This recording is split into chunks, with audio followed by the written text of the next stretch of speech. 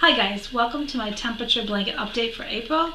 This past month was kind of tricky to do and I apologize for being a little behind on getting this video up, but that's what happens. Life happens, so we get behind. I got, I think, a week behind on this blanket, which was really crazy. I don't think I've ever been that behind on it, but I got caught up at the last minute before I do this video. I was like playing catch up like crazy, which I know a lot of you are too, and there's nothing wrong with that. That's part of the process. And you want to keep your energy high for the rest of the year. We've got a long way still to go, but I really can't wait to see how the blanket ends up turning out. For April, just a little bit of some statistics. My highest temperature I recorded was around 63 degrees. My lowest was 29 degrees. I live in upstate New York by the St. Lawrence River, so our weather can definitely fluctuate for a while. Yeah, it's a challenge sometimes. But I really like how it came out, and I like the fact that this past month I was able to add in some light purple a little more and some dark green a little more. It just kind of brings a little different look to the blanket. And it's really kind of cool, like as I've done, like now I'm 4 months in and I'm actually looking back at the first months and now I'm getting to the spring months. It's actually like I'm kind of liking this project more because it is really interesting to see the color changes. Before being in January and February, those kind of dreary months, it's nothing but there's nothing better than hitting those months where you can start adding in some other colors that are a little more happy, possibly, depending on your color choices. So I'm really liking how it's coming out. As you can see, I think it's definitely, it's got the light purple going in there. We had some 50-degree weather. And again, with the temperature blanket, it's what you decide each color it gets assigned to for the temperature.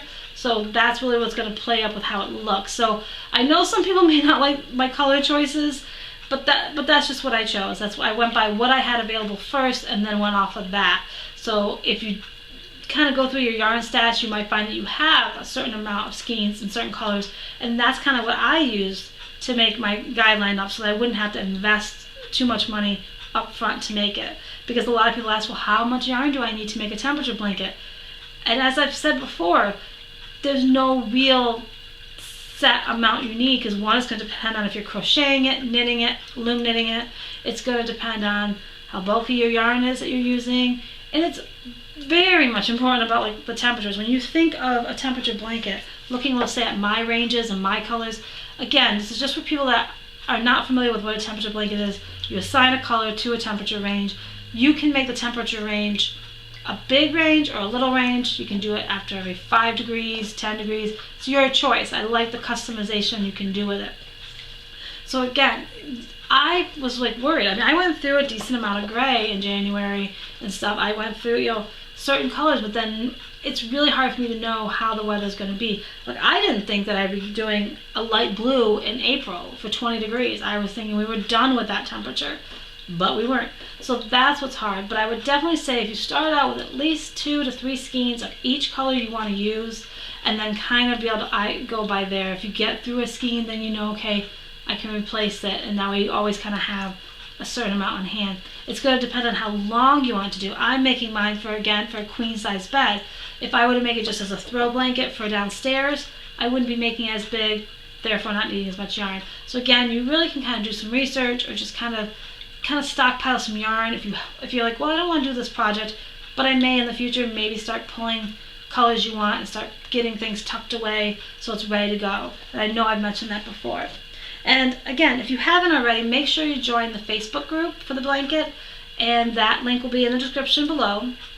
Also, make sure you join the Simply Intertwined Facebook page. Again, all links to any social media of mine is in the description box below, so make sure you check them out. And just a heads up, I don't accept personal friend requests on my personal Facebook page.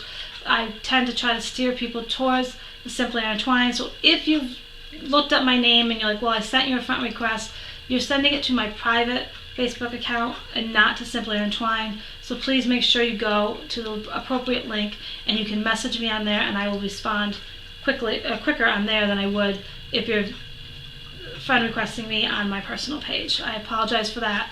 It's just a little thing that I like to keep my personal and looming a little separate when I'm talking to people I don't know.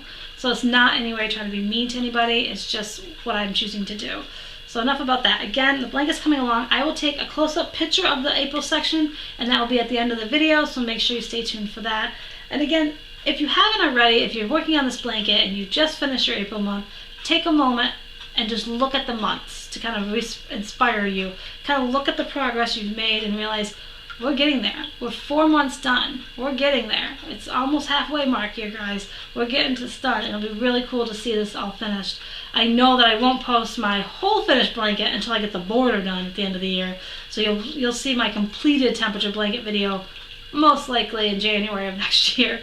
But again, I hope everyone's having fun with this. I hope you're not getting discouraged. And any comments or questions, do that down below, and I will try to get back to you guys as soon as I can. And have a great day, everyone.